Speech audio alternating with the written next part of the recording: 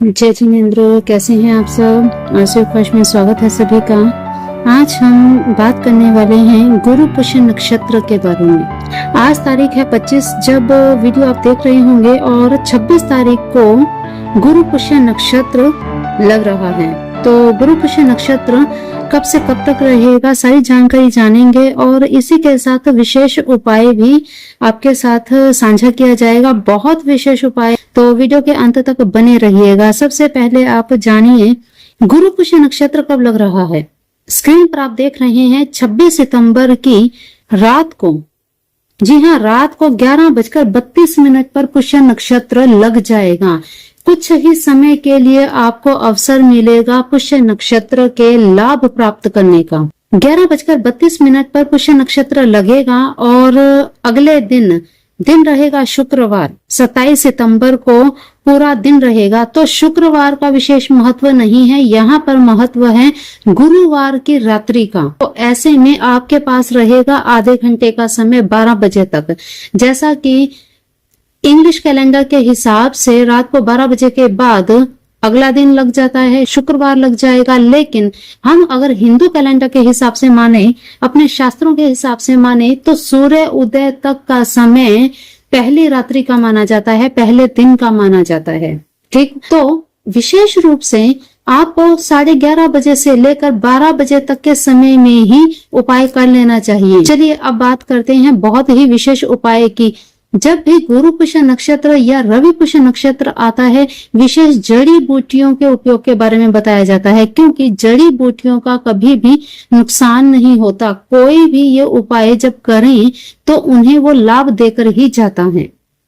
जड़ी बूटियां जब भी आप उपयोग में लाएं, उनकी एक रीति है, उनको लाने का, आमंत्रण करने का एक तरीका है। अगर आप अभी तक नहीं जानते हैं कि आमंत्रण कैसे दिया जाता है जड़ी बूटियों को, तो डिस्क्रिप्शन बॉक्स में लिंक दिया है, उस वीडियो को देख लीजिएगा। ठीक है, अभी तक आप इतने लंबे समय से जुड़े हैं तो अभी तक तो आप जान ही गए होंगे कि जड़ी बूटी कोई भी जब लाते हैं हम, तब आमंत्रण देते हैं, कैसे देते हैं। ठीक है, चलिए आज हम विशेष जड़ी बूटी के बारे में जो बताएंगे, वो जड़ी बूटी का नाम क्या है आपने नहीं सुना होगा।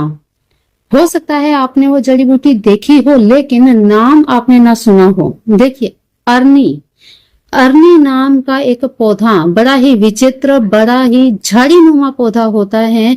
इसमें एकदम झुंड में फूल निकल के आते हैं, बड़े ही खुशबूदार होते हैं। ये अरनी का पौधा एक ऐसा पौधा है जो शत्रुओं का नाश करने में, घर में सुख समृद्धि लाने में लाभ देता है। तो आज हम अरनी के पौधे की लकड़ी के बारे में, इसकी जड़ के बारे में ही आपको बताने वाले हैं। अरनी का पौधा आप कैसे पहचानेंगे, स्क्रीन पर आप ये तस्वीरें देख रहे हैं, अरनी का ही पौधा है ये। ठीक, इनके अन्य नाम भी हैं, स्क्रीन पर आप देख लीजिए। संस्कृत में इसे अग्निमंथ, जय, श्रीपणि, गणिकारिका, जया, जयंती, त्रकारी, नादेई, वैजयंतिका, ये सभी नाम संस्कृत में कहे जाते हैं।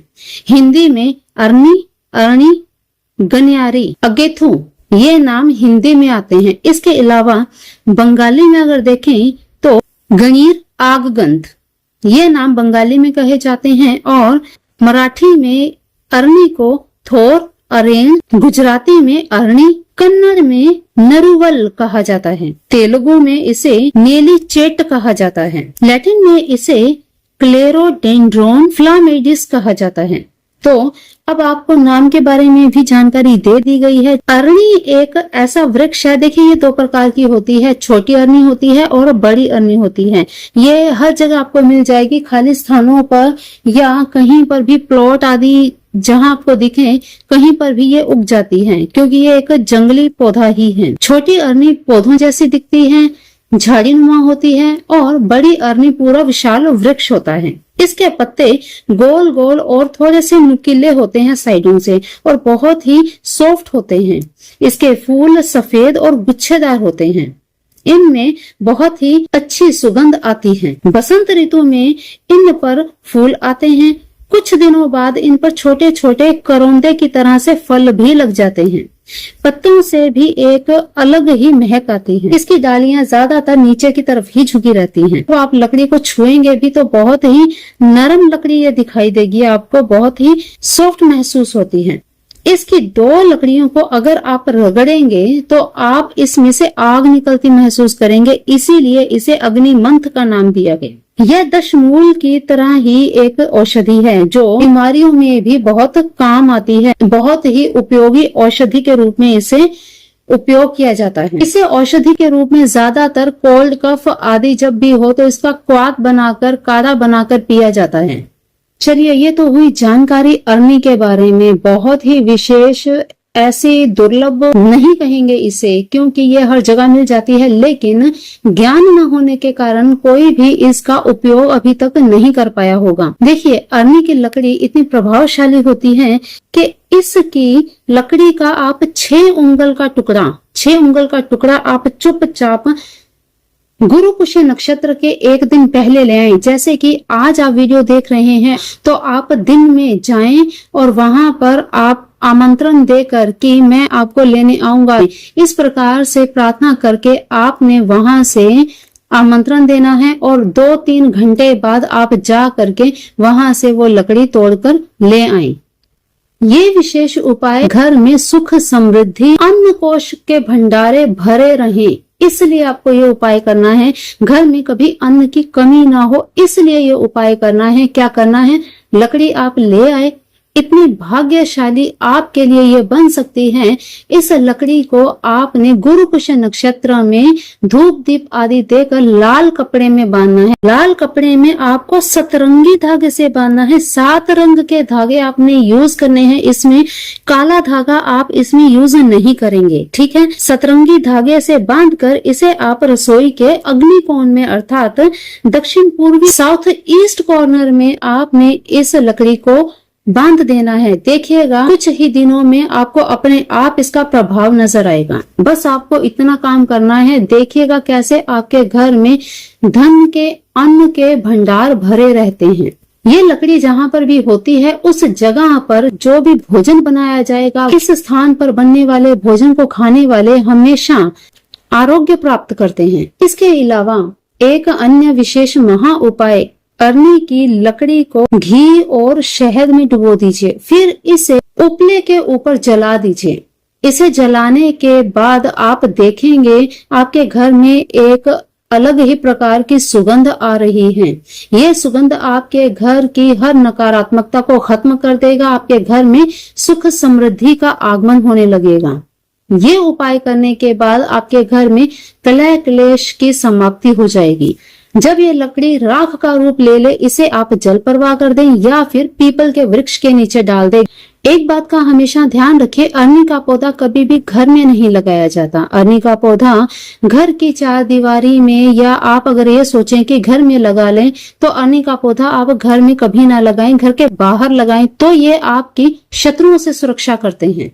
इसलिए कभी भी घर के अंदर ना लगाएं, इसे घर के बाहर ही लगाएं। जिनकी कुंडली में चंद्र की दशा खराब हो, जिनकी कुंडली में चंद्र नीच स्थिति में हो, उन्हें अरनी की लकड़ी को अपनी जेब में रखना चाहिए। ऐसा करने से चंद्र पीड़ा से मुक्ति मिलती है। और जिनको पागलपन के दौरे भी पड़ते हैं, उनको भी इस लकड़ी को अपनी जेब में रखना चाहिए, तो मानसिक शांति मिलती है। जिनको डिप्रेशन होता है, उन्हें भी ये लकड़ी अपनी जेब में जरूर रखनी चाहिए, तो धीरे धीरे करके डिप्रेशन दूर हो जाता है। स्क्रीन पर आप एक यंत्र देख रहे हैं। इस यंत्र को आपने एक पेपर पर बनाना है और इस यंत्र का क्या उपयोग है देखिए। इस यंत्र के द्वारा आप अपने शत्रुओं के भय से मुक्ति पा सकते हैं, जो समय समय पर आपको बहुत परेशान करते होंगे, आपको हानि पहुंचाते होंगे, आपके लिए निरंतर षड्यंत्र रचते होंगे। इस यंत्र को लिखने के लिए आप अनार की कलम ले सकते हैं, आप इमली की कलम ले सकते हैं। इसके अलावा आप बरगद के वृक्ष की कलम ले सकते हैं। ठीक, जो भी कलम आपको मिल जाए उसी कलम से सफेद प्लेन पेपर पर आपको ये यंत्र बनाना है।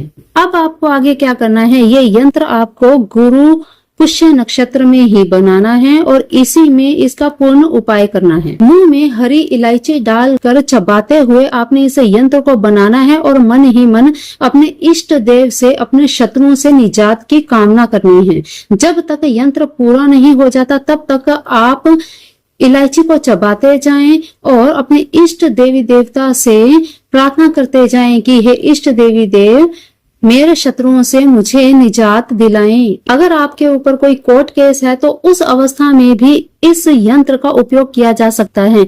आपकी कोई समस्या है, कोर्ट केस है, कोर्ट केस से आपको निजात चाहिए, उसमें जीत आपको चाहिए, तो ऐसे में आपको अपनी समस्या बोलनी है और समस्या बोलते हुए यंत्र को बनाने के बाद धूप बत्ती दिखानी है। धूप दीप दिखाकर यंत्र को 4 तह करें और इसके ऊपर आप काला धागा लपेट दें। इस काले धागे के माध्यम से आप अरनी के झाड़ पर, जहां पर अरनी का पौधा है, झाड़ लगा हुआ है, वहां पर जाकर इस यंत्र को लटका दें। इसके प्रभाव से आपकी समस्या का निवारण हो जाएगा। आपके शत्रु आपको परेशान करना बंद कर देंगे। आपके शत्रु अपने आप ही आपसे दूर चले जाएंगे। शत्रु निवारण के लिए शत्रुओं का नाम बोलकर, चाहे वो आपके 1 शत्रु हैं, 2 है, 3 है, जितने भी हैं, उनके नाम लेकर आपको प्रार्थना करनी है। तो इस तरह से आपको इस यंत्र का उपयोग करना है और अपनी समस्या से निजात पानी है। चलिए अब बात करते हैं उस महा उपाय की जिसका सभी को इंतजार रहता है। हर किसी को इसकी जरूरत होती है। किस चीज की? धन की, पैसे की, धन आगमन की, व्यापार में वृद्धि की। तो ऐसे में आपको क्या करना है? अरनी की जड़ को प्राप्त करना है। अरनी की जड़ को प्राप्त करने के लिए आमंत्रण देना है। आपको पहले ही बताया है, आमंत्रण दे आए, फिर जाकर पूरे सम्मान के साथ अरनी की जड़ को ले आए। घर ला करके गंगा जल से शुद्ध करके जड़ को अपने मंदिर में रखें।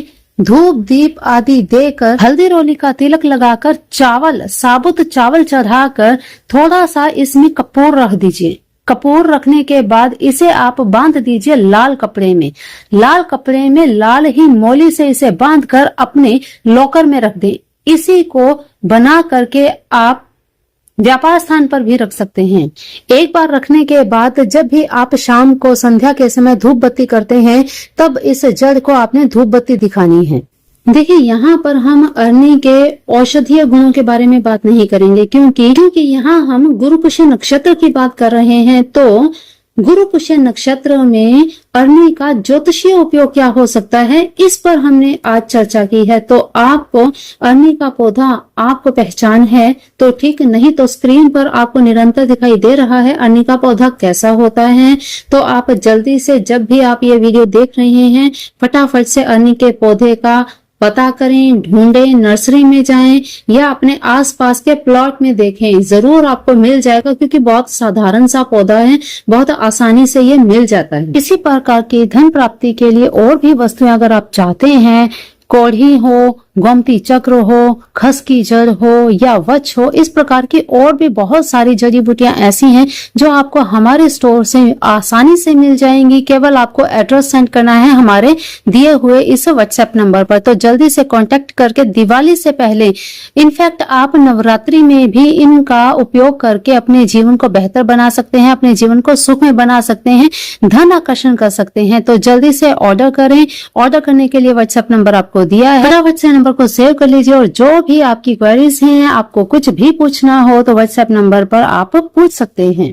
तो चलिए आज के लिए इतना ही, मिलते हैं फिर ऐसी नई वीडियो में नई जानकारी के साथ। तब तक के लिए अपना ध्यान रखिए, मस्त रहिए, स्वस्थ रहिए, अपने अपनों का भी ध्यान रखिए। जय जिनेंद्र, जय राधे कृष्णा, जय भोलेनाथ, जय मेरे शिव शिवा।